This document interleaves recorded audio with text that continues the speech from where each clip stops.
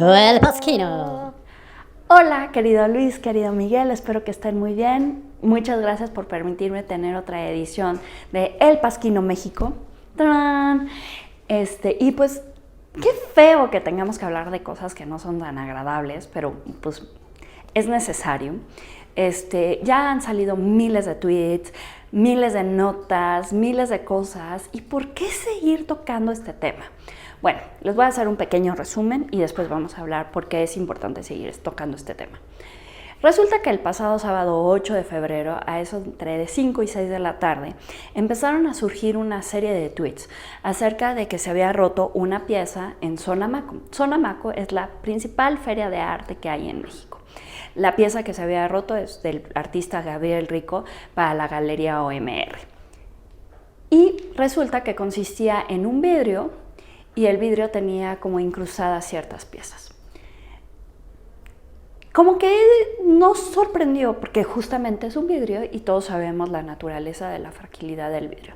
Lo que empezó a llamar muchísimo la atención es cómo sucedió el incidente. Digamos que si el incidente hubiera sido como lo planteó la galería en un primer momento, que fue una señora que se tropezó con él y lo rompió accidentalmente y pidió disculpas, hubiera llamado muchísimo la atención, pero se hubiera quedado como en eso, ocurrió un accidente y se sigue con las cosas. Pero la realidad es que la persona que lo rompió resulta que es una pseudo crítica de arte que ha escrito nada más para un medio, que ese medio le paga su columna, sus cápsulas de televisión y es la curadora de la pseudo colección de este medio.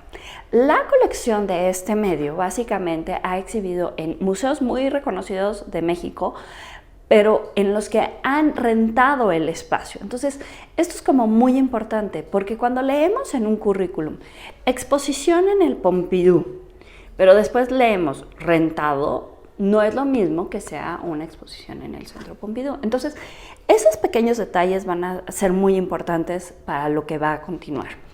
Esta persona se llama Avelina Lesper y en los últimos años ha tenido como una fama más reconocida por presentarse con un discurso que lo hemos dividido.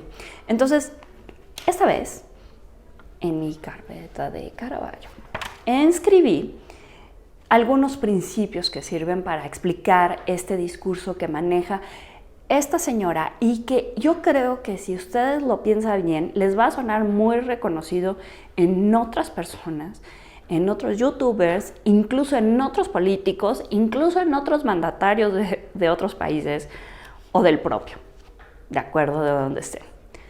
Número 1. Les gusta simplificar. Pareciera que hay un enemigo único, una cosa que se tiene que atacar completamente. Y esto es algo muy curioso, porque ¿para qué quieres ser crítico si quieres atacar a una sola persona? O sea, yo creo que lo padre de la crítica es poder hablar de las diferentes ideas. Pero en este caso lo podemos poner como una especie de amparte o como lo presenta esta Avelina Lesper en el arte VIP. Y el arte VIP son videos, instalaciones y performance. Y todos ellos parece que se conjugan alrededor de una sola persona que fue Marcel Duchamp. Pareciera que Marcel Duchamp fue lo peor que le pudo suceder al arte contemporáneo, como si él hubiera surgido por generación espontánea y nadie más hubiera sido capaz de tener estas ideas brillantes. Y lo vemos con varios discursos que han surgido a lo largo de los años acerca de él. Pero básicamente el discurso de estas personas es simplificar y casi decir, porque nació este personaje y existió, es que sucede esta clase de arte y es que sucede todo esto. Número 2. Una especie de contagio. Entonces pareciera que estas personas son capaces de verbalizar esos sentimientos que nosotros tenemos. Y entonces, por lo tanto, nos caen bien porque son los primeros que dicen esas cosas. Son los primeros que están en contra del mainstream. Son los primeros que ya estamos hartos de este discurso. Y en este sentido, paréntesis, les recomiendo mucho que vean una serie de la BBC que sacó el año pasado que se llama Years and Years. Y muestra qué es lo que pasa cuando escogemos a las personas porque son capaces de decir eso que nosotros odiamos y sentimos que son más reales, que son más como nosotros. Número 3.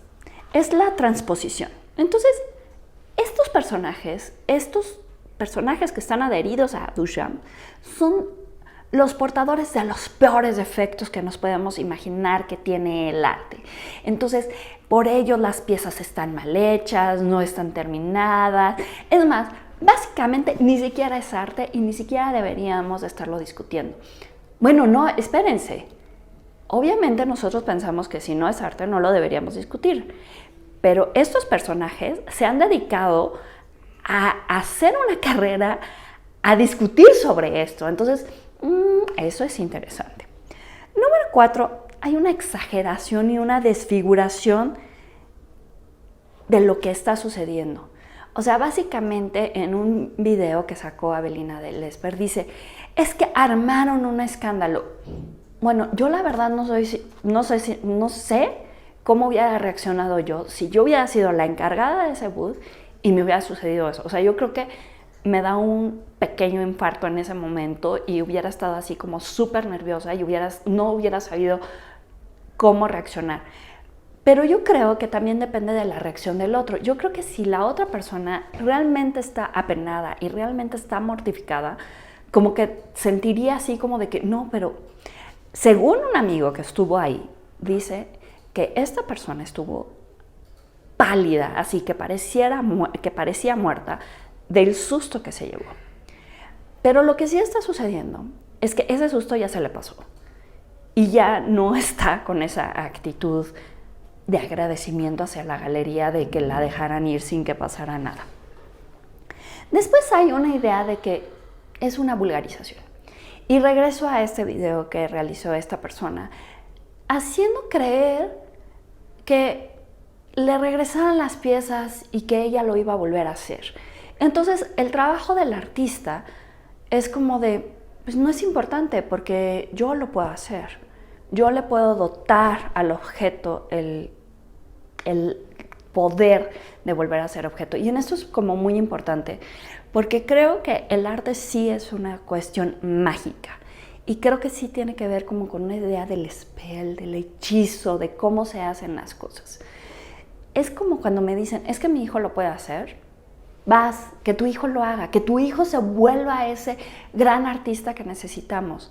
Pero que no malentendamos que el hecho de que lo pueda hacer significa que tiene ese mismo charming. Entonces, no sé cómo explicarlo, pero esa idea de la vulgarización, de que es que, ¿qué necesitas para presentar el migitorio de Duchamp? Es como de, no, a ver, espérame. El otro día escuché una anécdota que me gustó mucho de uno que corre por tiempo y que corrió en 10 segundos y que alguien le preguntó, ¿qué sintió de correr eso en 10 segundos? Y él dijo, no, a ver, espérame, para correr eso en 10 segundos me tardé 20 años. Entonces, básicamente creo que tiene que ver mucho con la idea de los artistas. Para que ellos puedan hacer ciertas cosas, han estado trabajando durante mucho tiempo. Incluso el gran vidrio de Duchamp le tardó 20 años en realizarlo. Luego, hay una especie de orquestación. Esas pequeñas ideas, esta cosa de que el lamparte, el VIP, de repente parece que lo están repitiendo y repitiendo y repitiendo para que se quede grabado en nuestro cerebrito. Y entonces lo dicen en videos, lo dicen en notas, a mí me lo mandan conocidos míos, así como de, ¿ya escuchaste esto? Y yo soy así como de, ay, no lo leas, no lo veas. Bueno, ¿qué sería el séptimo punto? Que es la renovación. Digo lo mismo, nada más cambio quién es el malo en esta semana. Le voy cambiando los enemigos semana con semana, lo repito, pero el enemigo básicamente es Duchamp, y si tú sigues a Duchamp, eres el enemigo. Entonces yo soy un enemigo. 8. Todo se empieza a construir a partir como de pequeños relatos. Entonces es una idea como de verisimilitud. No significa que sea la verdad, sino tiene que ser verosímil. Y ahí es como muy absurdo, porque en su discurso dice algo así, como lo que estamos hablando de la magia, que ella acercó la lata y es como si la pieza hubiera leído lo que ella sentía sobre la pieza y la pieza hubiera decidido explotar. Perdóname. Eso en el mundo de los X-Men es posible. En este mundo, por lo que tenemos entendido hasta ahorita, no sucede.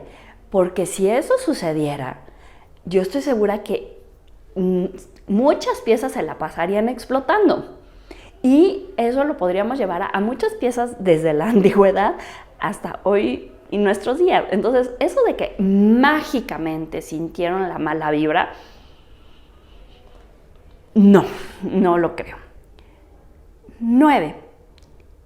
Hay una especie como de buscar silenciar las voces que nos dan otro discurso y ellas lo tienen un gran manejo de la comunicación. Entonces, logran tener a una oleada de trolls, logran tener los medios de comunicación, en este caso con esta mujer, es un grupo que se llama Milenio, y logran tener como estos aliados que van soltando la información poquito a poco. Entonces, por ejemplo, yo subí un tweet súper sencillo. Ojo, poner una lata de Coca-Cola a cualquier pieza es violentarla. No mencioné nada, no mencioné nombres, no dije nada, nada más la foto de la pieza rota.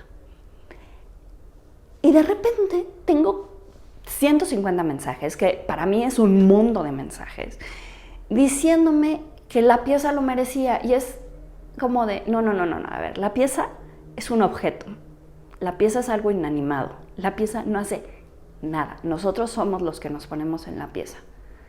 Entonces, si tú me dices que se la merecía, es como alguien puso, ay, es que traía falda, se lo merecía. Ah, no, perdón, es una pieza, estaba hecha en vidrio. Entonces, ahí es cuando las cuestiones del lenguaje se vuelven cada vez más finas y es por eso que es importante repensar cómo estamos pensando en este discurso. Estos odios y estos prejuicios es una especie de transfusión que ya existían y es una cuestión que parece que tiene el arte contemporáneo y los invito a que si alguna vez tienen oportunidad de leer las críticas que se hacían al salón francés en el siglo XIX o los dibujos o todo eso, las caricaturas, básicamente podrían trasladar esas caricaturas a hoy en día, porque es casi el mismo discurso, de que pareciera de que, no, es que Secoubert no sabe pintar y no sabe hacer las cosas como se deben de hacer y está lleno de gente y les gustaba ver lo que estaba mal. Bueno, y finalmente cierran con un discurso de, es que todos piensan eso, es que eso le puede pasar a cualquiera, es que yo no soy la que tiene la culpa. Entonces, este discurso del odio y estas reglas que les acabo de decir, no me las saqué yo de la manga, así de repente dije, ay, les voy a decir unas reglas. Son las 11 reglas o los 11 principios de Goebbels para el partido nazi. Entonces, eso es lo que me preocupa y eso es la pregunta que les voy a dejar tanto a Luis como a Miguel, como a ustedes. Es cómo combatimos este discurso de odio. Nosotros yo pensaba hace 10 años que ya lo habíamos superado, que ya estábamos en otra cosa, que ya estábamos hablando de cuestiones de equidad, de igualdad, que ya estábamos en otro mundo. Y de repente estamos regresando a estos mismos principios. Pareciera que eso que sucedió se nos olvidó y ahora estas personas son capaces de traerlos a colación, de hacerlos presentes y de poderlos ocupar para cualquier cosa. Entonces, a mí, en efecto, una pieza, una obra, una mujer como esta, no me interesa. Lo que me interesa es que hay muchas personas que piensan como ellas. Y eso es lo que me asusta. ¿Qué podemos hacer? ¿Qué herramientas podemos tomar para que la persona que cree que está bien que se destruya una obra de arte porque no me gusta, pueda cambiar? Esa es la gran pregunta. Eso es lo que les dejo a ustedes y por eso es que estoy haciendo esto. Entonces, nos vemos en una próxima edición y bueno, besitos. Bye. Pam, pam, pa, pam, pam, pam, pam, param, pam, pa, pam, pam, pam, pam,